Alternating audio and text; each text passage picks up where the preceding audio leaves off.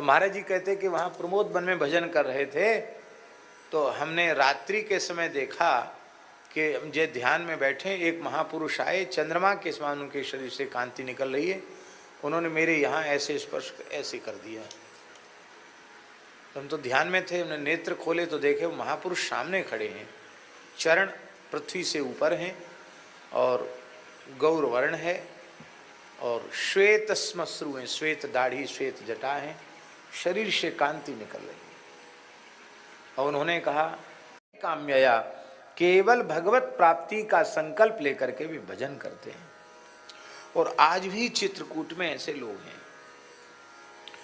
एक छोटी सी बात आपको बताएं, श्री मनमोहन शरण जी जानते होंगे, एक अपने मलुक पीठ के एक संत रहते थे टाटी घाट में, रामकृष्ण दास जी। अच्छे ईमानदारी से भजन कर रहे थे वो गौ सेवा में लगे तो गौ सेवा भी ठीक से किया उन्होंने, एक दो गैया रखे, कोई संत भजन करने वाले उनको दूध देते, गैया की सेवा, खुद दूध नहीं पीते, संत को दूध देते, गैया की सेवा करते।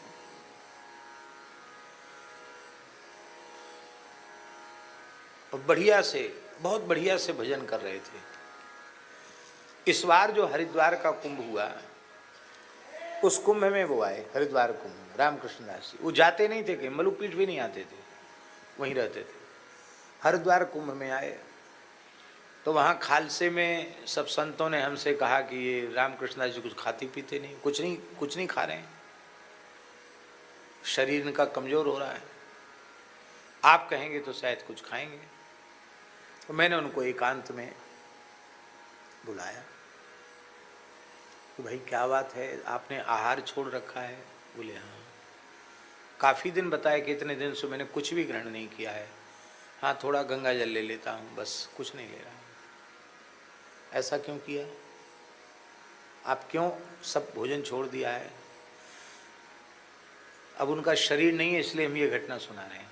उन्होंने कहा कि टाटी घाट में एक महर्षि का दर्शन हमको हुआ, एक सिद्ध पुरुष का दर्शन हमको हुआ, और उन्होंने कहा कि तुम्हारा सब काम हो गया, अब कुछ बाकी नहीं है, अब तुम अन्न जल का त्याग कर दो, अन्न का त्याग कर दो, फल का त्याग कर दो, बहुत प्यास लगे तो केवल गंगा जल लो, और अब तुम्हारे जीवन का समय बहुत कम रह गया है और तुम गंगा तट पर जाकर अपने देह का विसर्जन करो और तुम्हें लौट कर फिर संसार में नहीं आना है, सदा सर्वदा के लिए श्री सीताराम जी के चरणों में पहुंच जाना है।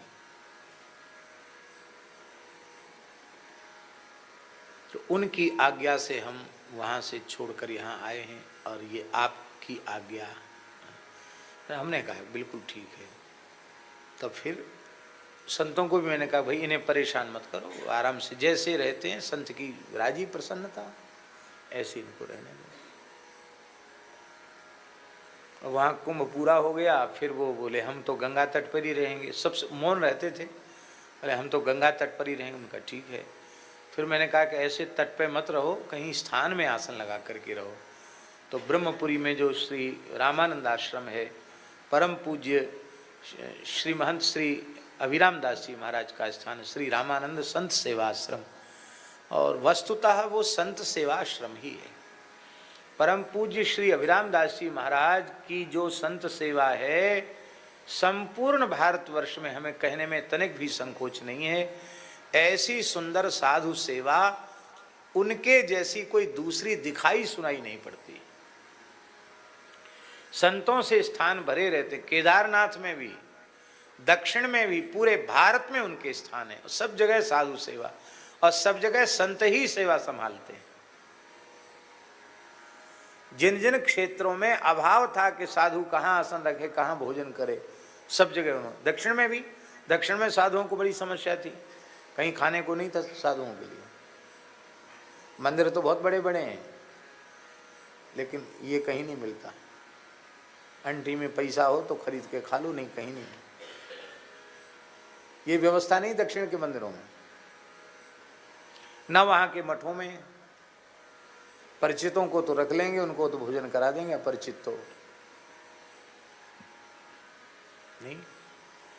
तो श्रीरंगम में भी उन्होंने स्थान बनाया, दक्षिण में रामेश्वरम में भी उन्होंने स्थान बनाए, सब जगह स्थान बनाए। अच्छे साधु से भी महापुरुष हैं। वर्तमान समय की रामानंद संप्रदाय की एक विशिष्ट विभूति है, हम उनको वंदन करते हैं। तो वहाँ रामकृष्ण दास जी वहाँ रहे। वहाँ के पुजारी जी संतों के बड़े प्रेमी हैं। तो उनको पता चलता है कि कोई साधु मलुपीठ से आया है तो बहुत प्रसन्न होते सभी लोग। उन्होंने प्रेम से एक कोठरी दे दी और जगह दे दी, वो रहने लगे। एक संत और हमने स्थान से कह दिया था कि भाई अब इनका शरीर कमजोर हो रहा है, इसलिए तुम देख रेख में इनकी रहना, इनको छेड़ना नहीं, इनकी देख रेख में रहना। धीरे धीरे गंगा जल भी कम होता चला गया। और कौन सी तिथि थी, तिथि हमको याद नहीं आ रही, कोई याद दिलाओ। शायद ज्येष्ठ पूर्णिमा थी या कौन सी निर्जल एकादशी थी, ज्येष्ठ का ही महीना था संभवतः, हैं जेठ था ना, ज्येष्ठ पूर्णिमा थी क्या? हाँ शायद ज्येष्ठ पूर्णिमा ही थी। मंदिर में आरती हो रही थी और वो जो संत हैं उन्होंने कहा, शरीर बहुत शिथिल हो गया था, अरे महाप्राण थे, 2-3 महीने केवल जल पे ही रह गए हैं,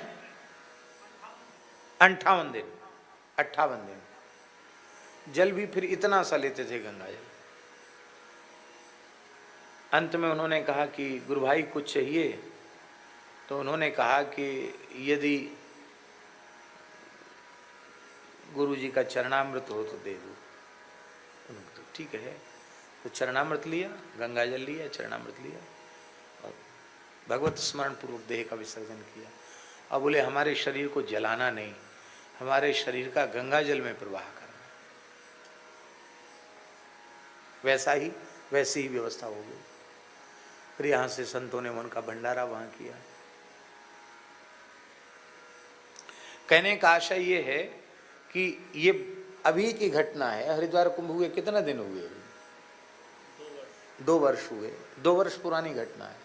हम इसलिए कह रहे हैं कि आज भी चित्रकूट धाम में ऋषि मुनि महात्मा विराजते हैं और साधकों का मार्गदर्शन करते हैं।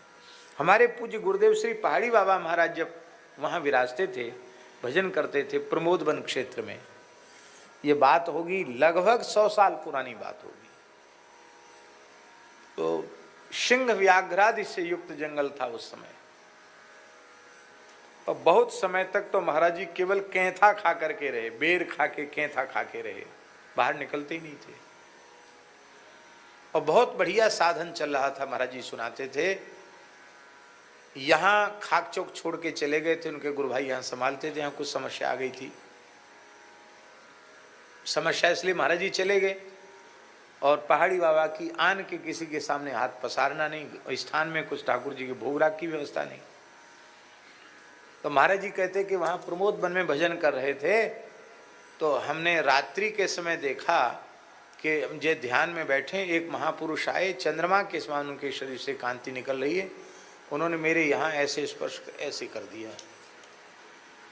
तो हम तो ध्यान में थे, हमने नेत्र खोले तो देखे वो महापुरुष सामने खड़े हैं, चरण पृथ्वी से ऊपर हैं और गौर वर्ण है और श्वेत श्मश्रु हैं, श्वेत दाढ़ी, श्वेत जटा है, शरीर से कांति निकल रही है। और उन्होंने कहा वृंदावन चले जाओ, गुरुस्थान में रहो, वहीं तुम्हें सब कुछ प्राप्त हो जाएगा। फिर वो अंतर्धान हो गए। महाराज जी फिर ध्यान में बैठे, तो फिर वो थोड़ी देर बाद फिर आए। अरे बोले तुमने सुना नहीं, तुम चले जाओ वृंदावन। जब तीसरी बार वे आए एक ही रात्रि में, तो महाराज जी ने समझा कि कोई यहाँ के सिद्ध पुरुष हमारे साधन में विघ्न कर रहे हैं।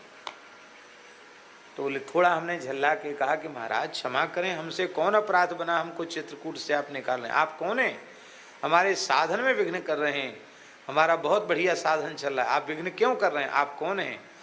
उन्होंने कहा, महात्मान शुद्ध मत हो, मैं महर्षि अत्रि हूं, मैं महर्षि अत्रि हूं,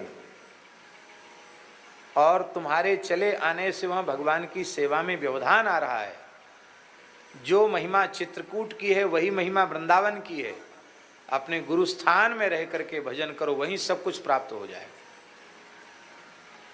महाराज जी कहते बस हम उठे और वहां से फिर आए तो वृंदावन आ गए।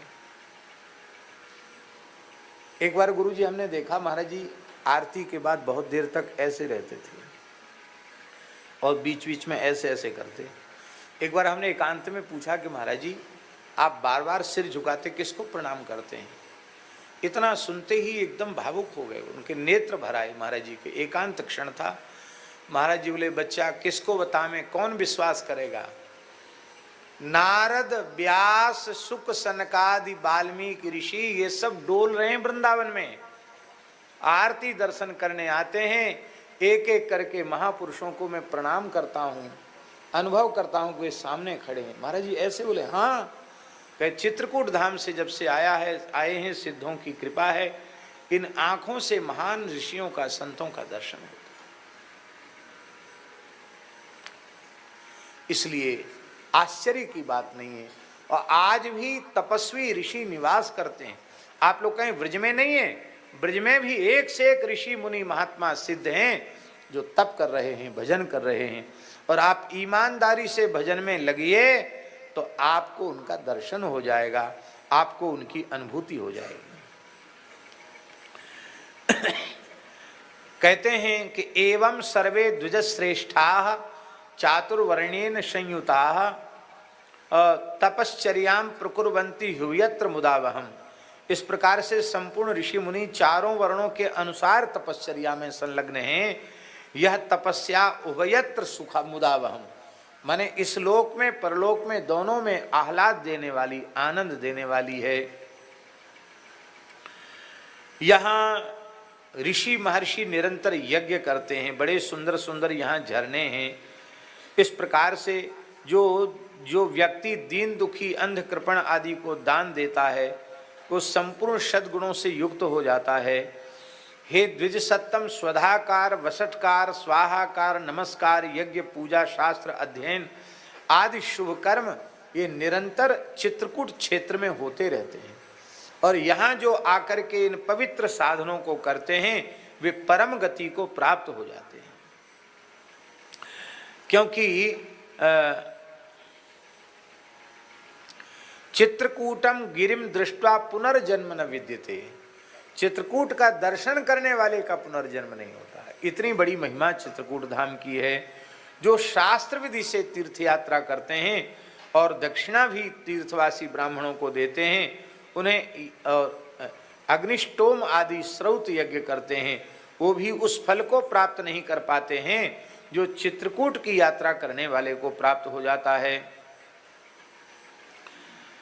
कहते हैं कि